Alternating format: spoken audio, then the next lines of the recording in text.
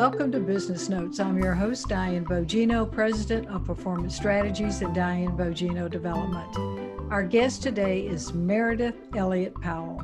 Named one of the top 15 business growth experts to watch, top 50 keynote speakers, and top sales expert on LinkedIn, Meridith Elliot Powell is a business strategist who helps her clients learn the strategies they need to turn uncertainty to competitive advantage. Meridith, welcome to Business Notes, and thank you for being on the show today. Well, I am excited to be here and really looking forward to our conversation. I'm excited to be interviewing you, especially after I saw you on NSA Georgia. What a great speech you gave. Thank you. Tell us a little bit about yourself. What do you do and why do you do it? Yeah, I started out in this business. I've been in business since about 2004, which seems like a million years ago right now. But I started out in this business really working in the areas of sales and leadership. But what I've come to know about myself is the fact that I really work on business growth and helping organizations, leaders, and individuals navigate really challenging times. I've got a passion. In fact, I'm on a mission to really help people learn to thrive in all this uncertainty. And it's kind of interesting that I really got on this subject long before this pandemic hit. But who knew that we would experience this level of uncertainty in our lives and our businesses? And I really want people to start to see it as opportunity rather than obstacle. Right, yes. And you do focus on helping clients thrive in uncertainty. So what compelled you? You said it wasn't, it was before this pandemic. What compelled you to start working in this area? Well, my career, my background is all in healthcare, finance, travel, and tourism, which is kind of a varied set of industries.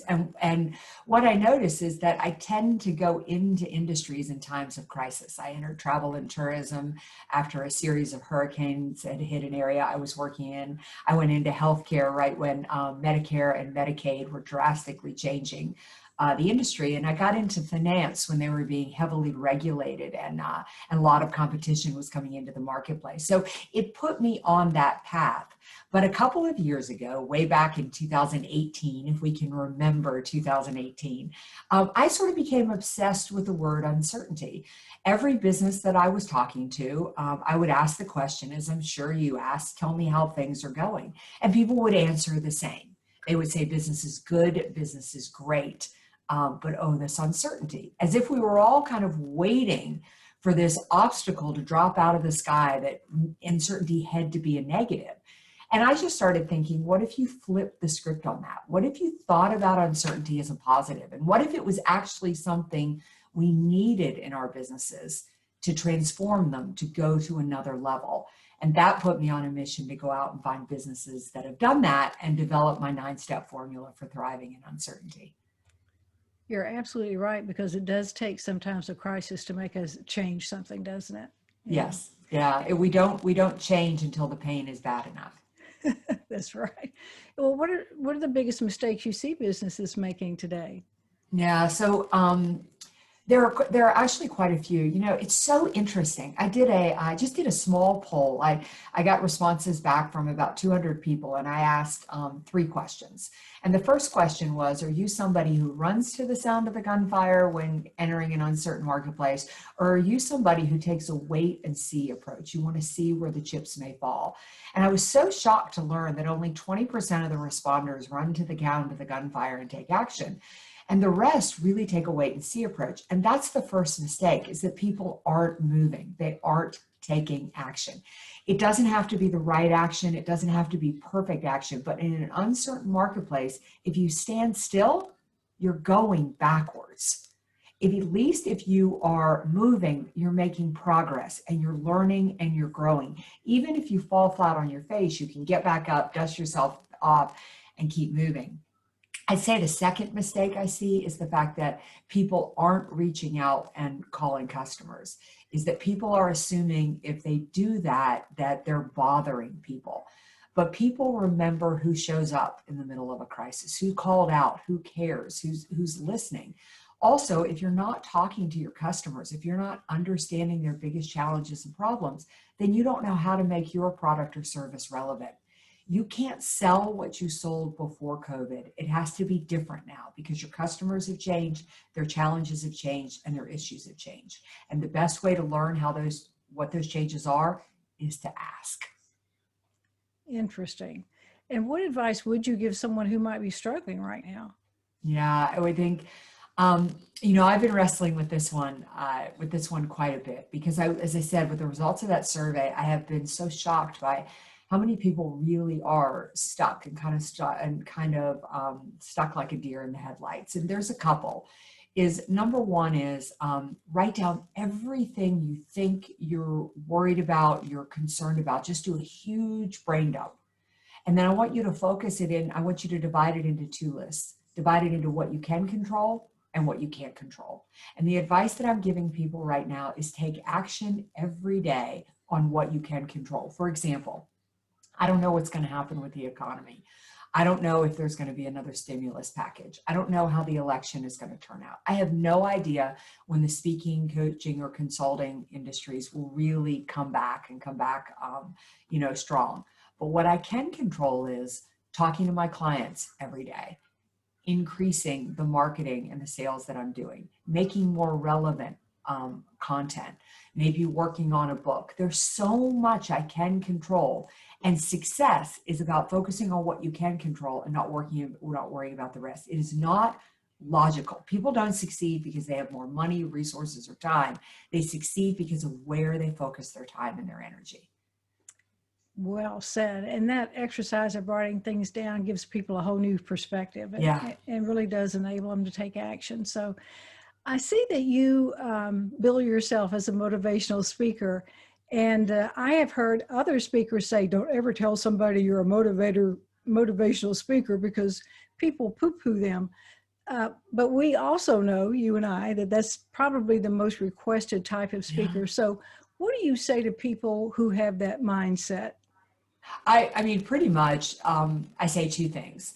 Number one is that I am a motivational speaker because what I give people more than anything is I give them hope. And that's what they need right now. Information you can Google. You can sit at your desk if you need to know the exact way to do a sales presentation. If you need to know, how to lead a team better, you can Google that all day long. But what you can't Google is my energy, my belief, and the way I deliver my content. I really believe that my job is to deliver content that you can't find on the internet, but deliver it in a way that motivates you to take action. Information is not our problem. I mean, look at the healthcare industry. I mean, we have enough information about how to quit smoking, how to lose weight, how to sleep better, but we don't take action. And I'm a motivational speaker because what I inspire people to do is to take action. That's my skill. That's my talent. At the same time, I don't want to dismiss how serious I am about the content that I deliver because I realize, again, you can Google it. So I better be shifting your paradigm. I better be opening your eyes. I better be making you think. So to me, it's about great business content and a strong motivation, high energy delivery that makes you believe you can do it and then giving you the concrete steps to do it. Exactly. And I noticed also on your website that you have a quiz, which I found interesting. And the header of that is, are you standing in the way of your own success? And that's one of the things my coaching addresses is that people tend to get in their own way. Do you think that if the leader is a person that can't get out of their own way, that goes through the organization and infects their culture, so to speak? Absolutely. I think we very much don't understand the level and the power that leadership has. I tell organizations that I work with all the time, and I do all types of training and things, but if we can get the leadership right, everything else is going to take care of itself. It's unbelievable how powerful it is. But the reason that quiz is entitled, "Are you standing in the way of your own success?" is because if you're not successful, then you are. Because, and I know that from firsthand experience. I spent the first 36 years of my life being the biggest obstacle to why I couldn't succeed. My own mindset, my own belief, my own negative talk, the people that I surrounded myself with.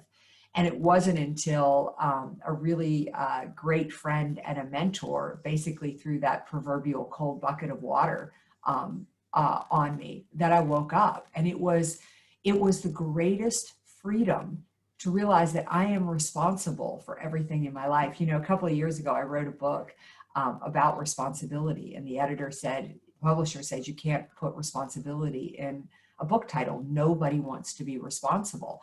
And I said, well, therein lies the problem. I said, because it's a prison. As much fun as it is to blame you for my lack of success, if I blame you for my lack of success, I'm still unsuccessful. If I take ownership for my own success, then I just got the key to open every door and realize every opportunity that's out there. I think personal responsibility and accountability is one of the greatest gifts we can give ourselves. Absolutely. Well put. Speaking of books, you just wrote a book, Thrive, or you've got one coming out? Yeah, we decided to hold the book back to January. We've got a little election here going on in the United States that's kind of taken a lot of air. So the book will be published in January, but I'm revealing a lot of things about it as we speak. But it's called Thrive: Turning Uncertainty to Competitive Advantage, and it's basically where I studied 9 companies that have been in business since the late 1700s, early 1800s, and they are still in business, thriving today. So you know that means they've survived world wars, economic depression, and yes, they have even survived a pandemic. And it is from those companies that I wrote a 9-step formula of exactly what you need to do to put yourself in a position to succeed no matter what this marketplace does, no matter what the economy throws at you, no matter your obstacle, whether it's competition or a little downed economy, or even it's this big old pandemic that we've been experiencing. Yes, and the speech that you gave at NSA, the tactics, the techniques that you spoke about from these companies, and how we can take those and apply them today and tweak them for the day, it was fascinating. Thank you. I know that companies will get great strategies from that book, so I'm waiting for it to come out. Well, you'll get a signed copy. Oh, how sweet. Thank you. So Meridith, how can we find out more about you?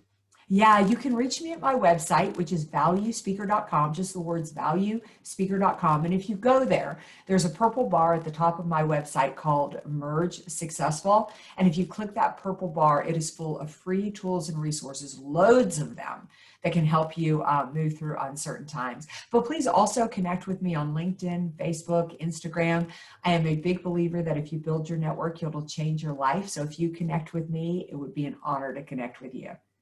Great. Meridith, thank you so much for being on the show today and bringing the great strategies that you do to the companies that need them so much today. Thank you. It's been great to be with you and great to talk about one of my favorite subjects. Thank you for watching Business Notes. We've been speaking with Meridith Elliot Powell, business strategist who helps her clients learn the strategies they need to turn uncertainty to competitive advantage. I'm your host, Diane Bogino, bringing you business ideas you can bank on.